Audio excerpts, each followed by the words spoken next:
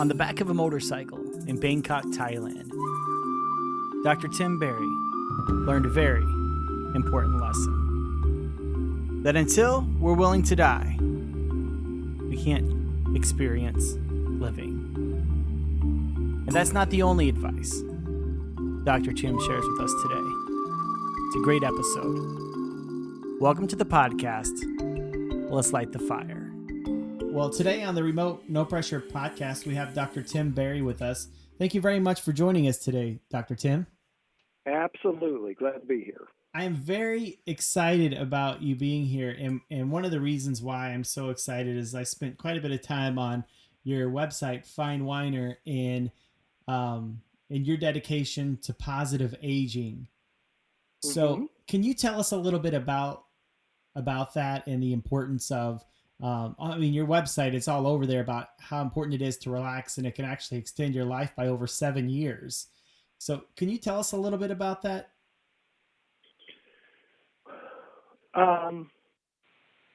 Well, specifically, I came to the idea of going this direction when we moved from Northern California. We were living in the Napa Valley, and clientele-wise, I was dealing with people who were getting older and retiring, but not that many. And so when we moved, however, to Washington, we moved to the small community called Sequim, Sequim, and it's an interesting place. A lot of people have retired there, a lot of commercial airliners. There's a so-called blue hole as the commercial pilots would fly by. Washington, of course, can have clouds, but there was sunshine there. So a lot of people would move there. And I started finding myself with more and more retirees or people who were ready to retire. And I was struck, for one thing, with the vast amounts of talent that I was coming across, people who were former CEOs or in leadership positions or business of one sort or another. And many of them were sitting around not doing much, but they had a lot of talent, a lot of experience, and it was just a fascinating phenomena about this talent pool of people who were there in that area.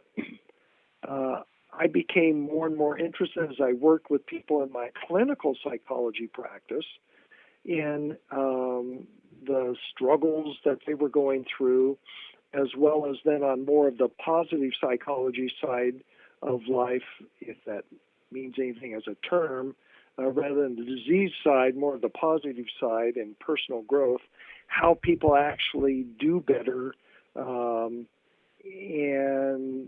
those who have an interest in performing better and making this aspect of their life the best possible way. Eventually, a few years back, we moved from Sequim all the way 30 miles to a small town called Port Townsend, in which I've even become then more and more involved with helping people with this whole fine winer concept. A lot of people want to spell it with an H, but I say, nope, it's not that kind of whining. It's as wine gets older, it gets better, or it can turn vinegar, and so can we. So I find myself working a lot with people who really want to have, like I say, this aspect of their life, this phase of their life be absolutely the best it can be. Now, how did you get into fly fishing? Well, I fished all of my life. It wasn't fly fishing; it was gear fishing. That's the one thing I did with my dad.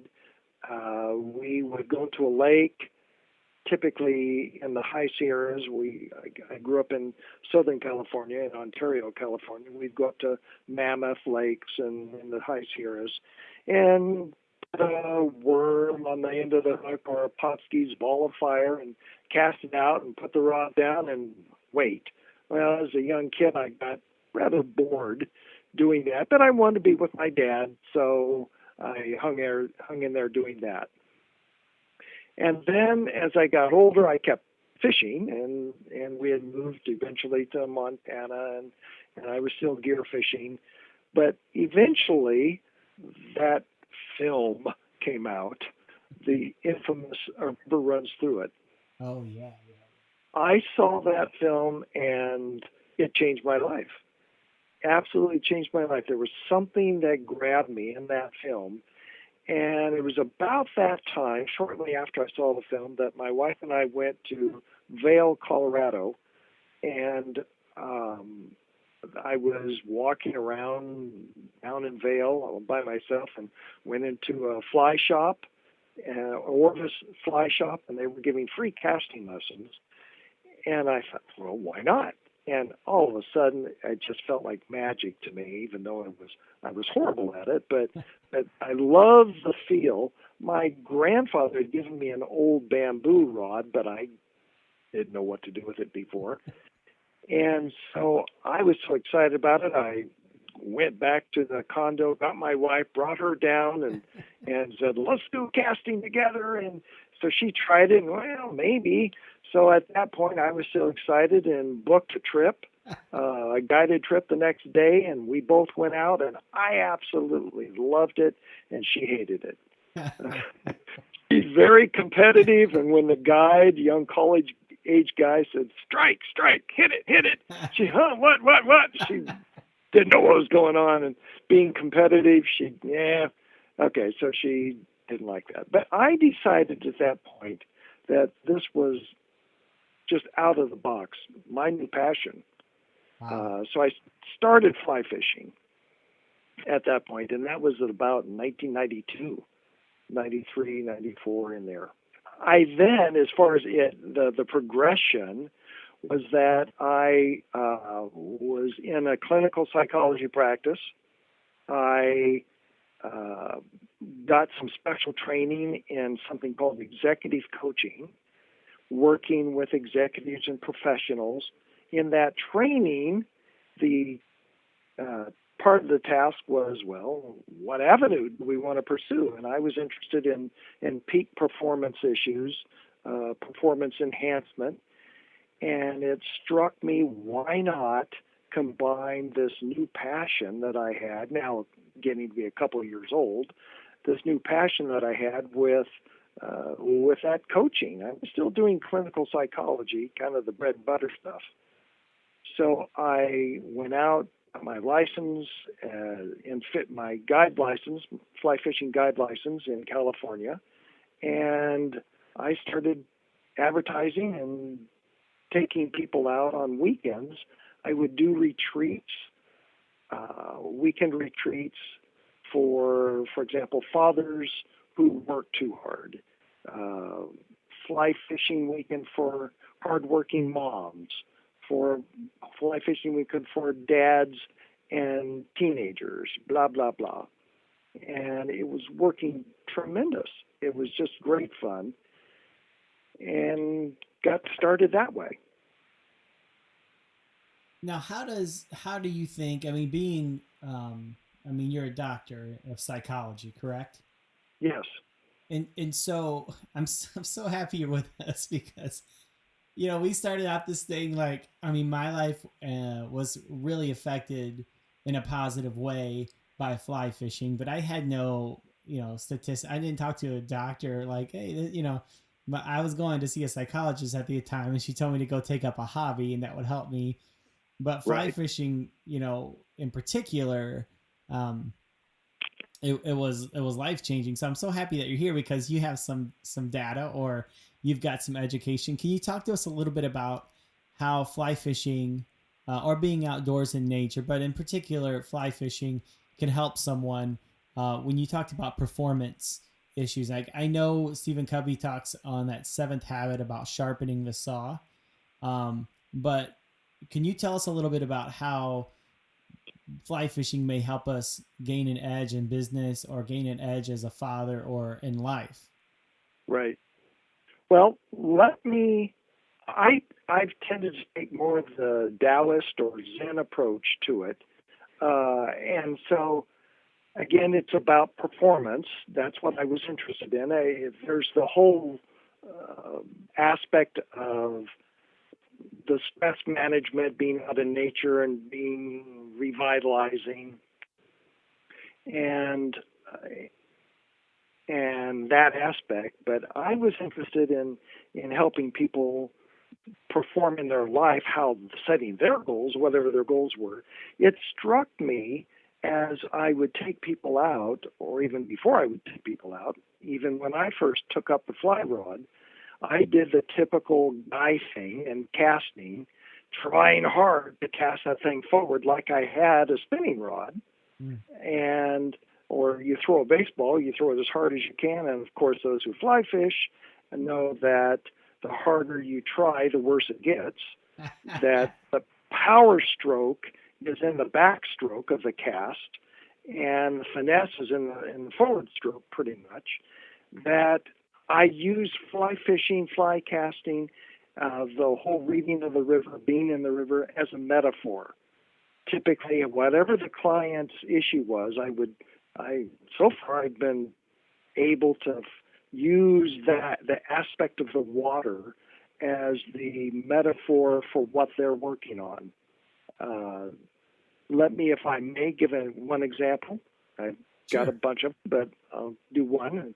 And this was a guy that was a businessman, and he wasn't an athletic guy. I'm not even sure how he decided to chance doing this. He wasn't outdoorsy, so he didn't have a background in much of athletics at all, or certainly in fishing.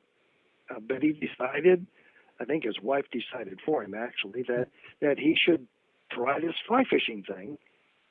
So we went out to a lake, and I was attempting to teach him how to cast, and he would, though, typically do the guy thing and cast it hard forward. Well, I knew not only was he not being successful, he would cast about 10 feet only. He would just puddle in front of him. And I kept saying, just relax.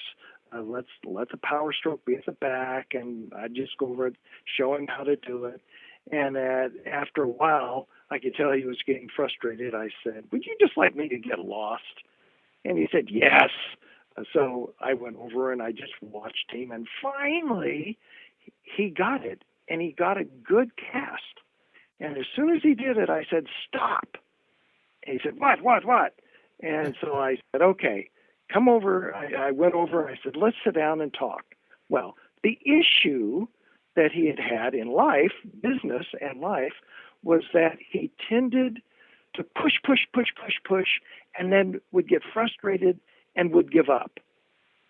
Whether that was with his teenage kids or his marriage or his professional career. He would just try really, really hard, push harder, and he'd get some pushback and say, okay, I give up. Well, that's what he was doing with casting.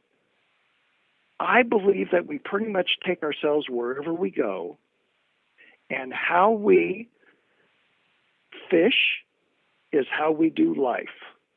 How we cast is how we do life. I could be using golf in the same way. Sure. People who try too hard to hit the ball, they slice it off. Every golfer knows that. It's as we relax and have a nice, smooth, easy swing, that's when we get the hard hit. Same way with casting, same way with all aspects of wading across the river or whatever. So we were able to talk about how he could just back off and in a Zen way, not try so hard and have better results. Hopefully that makes some sense. it did to him. Yeah, I think that really does makes a lot of sense, Dr. Tim. So I appreciate you sharing that analogy. Have you seen? I mean, obviously, in that particular case, you saw someone really positively affected, or at least, you kind of help diagnose their issue with fly fishing. But are there other times that you've seen maybe patients or someone who was maybe struggling with something who went fly fishing and that helped them out more of a, like you said, in a Zen way, or had a long term health effect on them? Well, I do not use it. First of all, I do not use fly fishing with clinical Okay. patients. Okay. I could. I think it would be great, but would not want to take someone that was severely depressed and suicidal, for example, Mm-hmm. and have them walking in the river and say, "Now's the time I'm going to float down the river," Right. uh, liability wise and blah blah blah. I think there are many ways that it could be helpful. So I'm utilizing it with a um, non-clinical way. It's coaching, and Okay. I don't try to treat diagnostic issues that way. But so all the way from a woman who was a realtor and would never take time off because she was afraid of she might get a call. Mm-hmm. She kept her, and someone would want to place the house or see a house or whether she was a slave, a nervous wreck, and a slave to her business. Mm. And so for her, it was waiting, just having the current and waiting out. We were in a relatively, went up to maybe the calf, uh, but, and the rocks, of course, were a little slippery. But she somehow, after she was able to conquer her fear of wading out into the middle of the stream, she was able, at for whatever reason, from that point on, to be able to take days off, to not be afraid of the risk. Mm. I have a saying, and it made it sense with her: until we're willing to die, we can't experience living.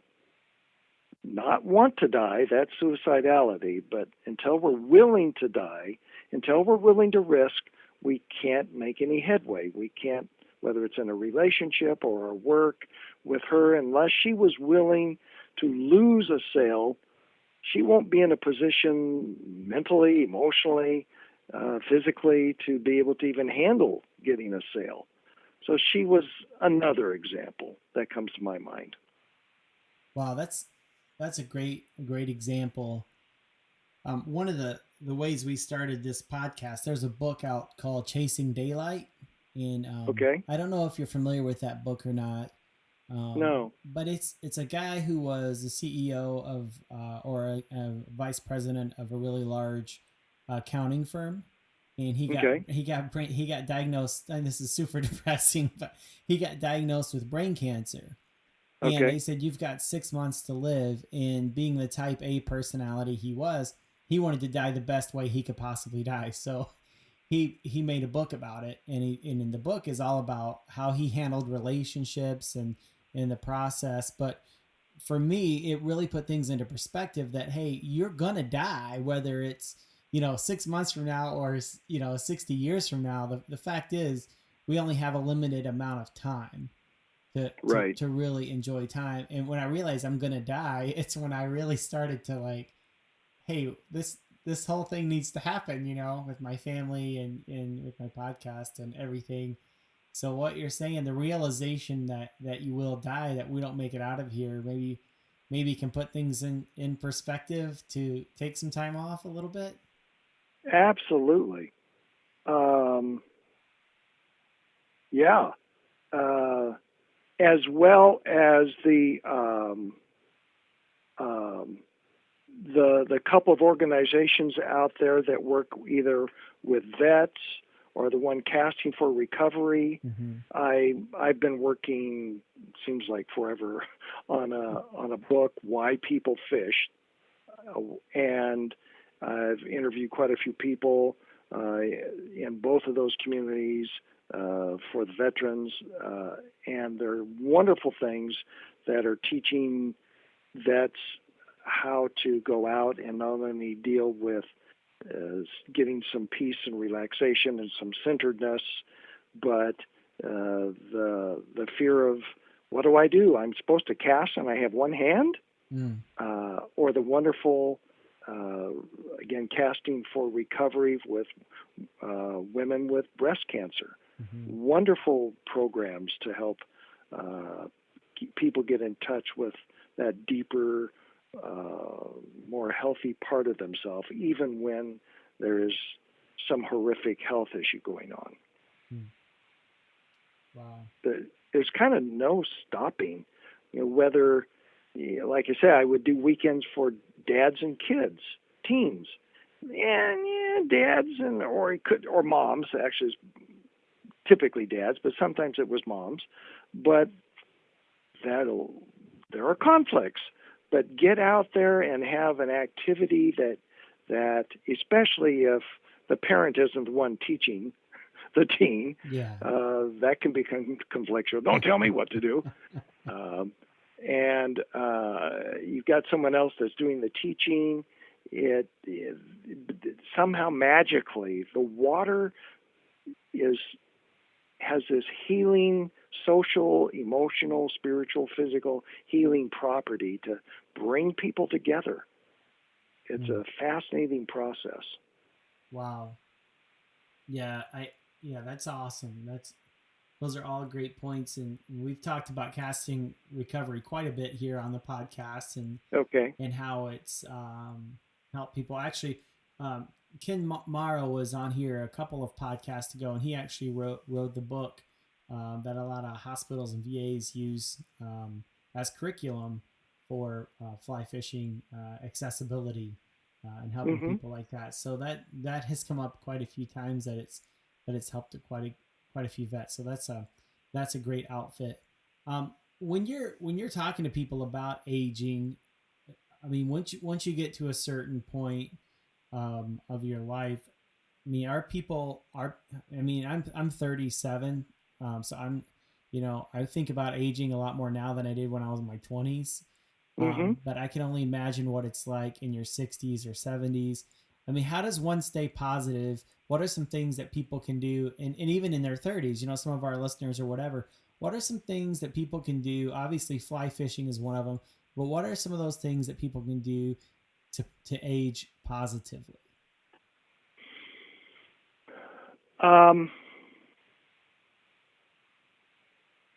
Well, with the blog finewiner.com, we have, I am answering your question.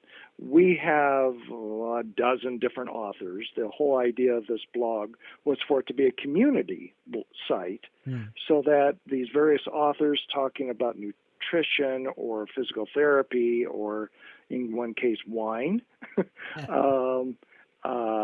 or retirement or couples work. There's so many aspects to life.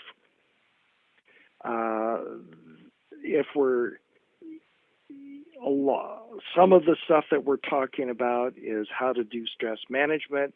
There's so much to talk about with brain training, whether it's as the brain ages, some of the things that we can do to help avert brain disease, whether that is having to do with diet, exercise. We've found that cardiac health and brain health most people are aware that they're pretty much parallel. And most of us are pretty versed in what to do for cardiac health, whether it be low fat and omegas, and again, exercise, adding with brain health, particularly something that we call new learning, taking on new things that are perhaps a challenge to us, whether it's learning a musical instrument or a new language.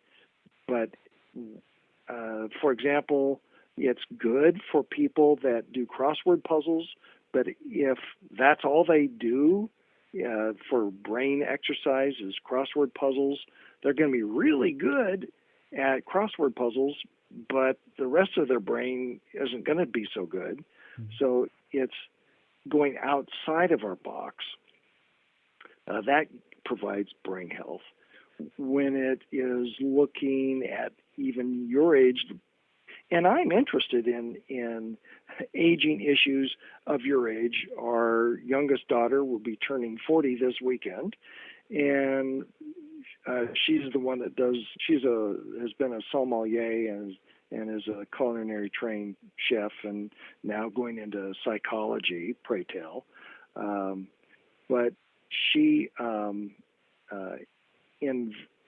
when I started talking about the blog and asked her if she would give some articles on wine pairing and wine issues, wine education, she said, I was thinking more of the 60s group, and she said, well, Dad, my group, she was 30s, she said, we're dealing with aging issues just as much.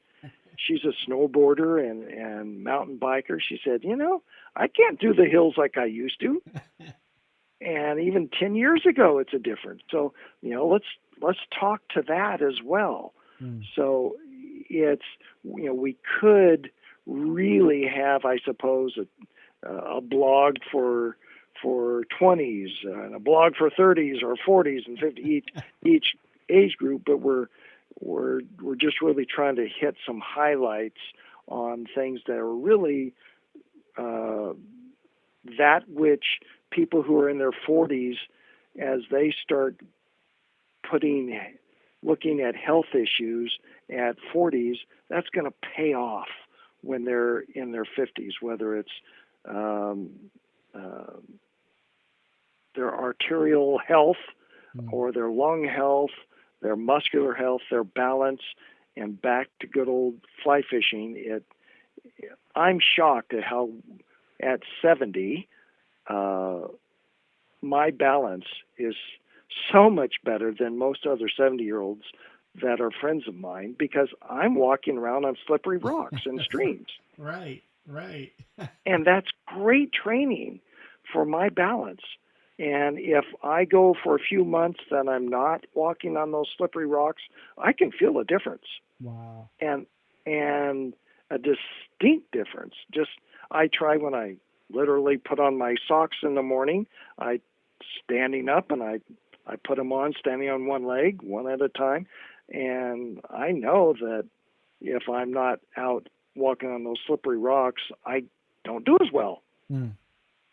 So whether you're in your 30s practicing that kind of stuff, keeping those neurons going at your age, again on the physical or the new learning, as you're learning at your age new things, whether it be the dexterity of your hands and tying flies, and those small size 22s, trying to tie those things, that's all good for aging. All of that helps in the aging process. Wow. Yeah, that's how I realized I needed readers a couple summers ago, is the sun was going down, and I couldn't get the tippet through my fly. I couldn't see it, And I'm like, what is going on? Yeah. Like, well, I guess I got to get some readers and figure this thing They'll get stronger and stronger. And then you may I tried those fly threaders. I didn't like them. Oh. They'd always get caught in the eye, especially if they're small ones. So, yeah. And in truth, as people age, I used to belong to, before we moved to Port Townsend, I belonged to a very active fly fishing club, and most of those people were seniors, and most would not go out in the rivers or the streams anymore. They would do still water fishing, and it was just a lot easier. You just adapt. You figure out ways to adapt. Right. Well, we really appreciate you spending some time with us, Dr. Tim. If you could tell us one thing, I mean, you said are you 70 then? Is that? I'm 70. Yes. Okay. Looking back at your 35-year-old self, what would you say? I mean, what kind of advice, or what is something that you've learned? I mean, you have some years on us, and we want to know, we want to glean from your experience. What is something that you would encourage people, if you could tell them one thing? I would go back to that one. My clients probably hear me say what I said a few moments ago about, until we're willing to die, we can't experience living. I learned that phrase I developed came to me in my 40s on the back of a motorcycle in Bangkok, Thailand, where I was convinced that my brother-in-law, who's driving the motorcycle, was going to kill us both. I was scared to death, and I was angry that he was driving so erratically. That's typically how he did it. I just knew I was going to die. At one point, I said, I'm going to die here. And instead of the death hold on him around his waist, I let go and just relaxed. And then it got really weird. I started enjoying myself on the back of that motorcycle. And about 10 minutes later, it got even more weird.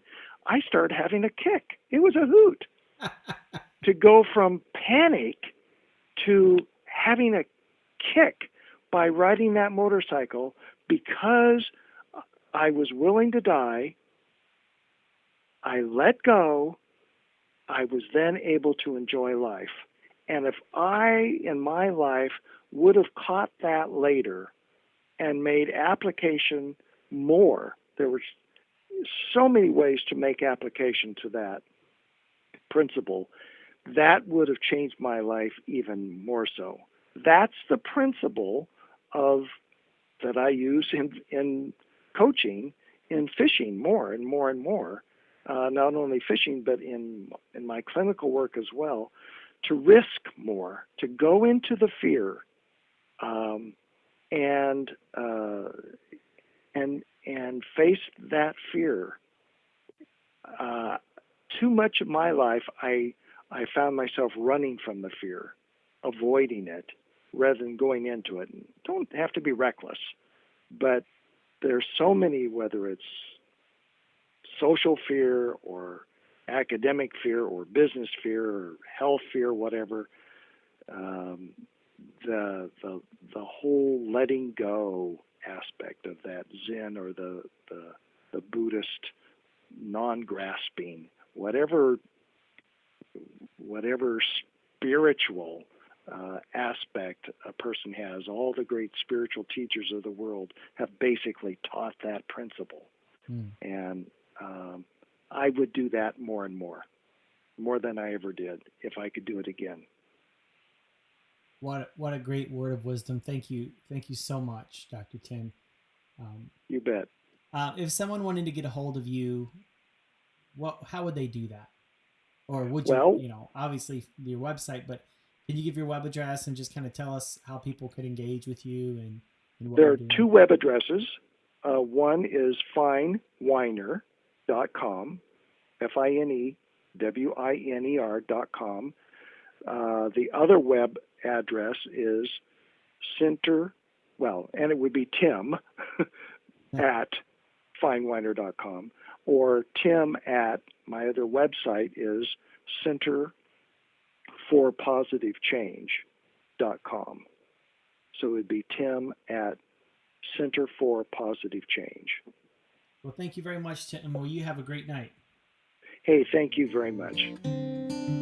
Well, thank you, Tim, and thank you for listening to the Remote No Pressure podcast. Don't forget to go to our website at remotenopressure.com and sign up for our mailing list. Also, to be entered to win our contest. So once you sign up for our mailing list, you're going to be entered to win our holiday prize package. We're going to give that away the first weekend of December. And until next time, go fishing.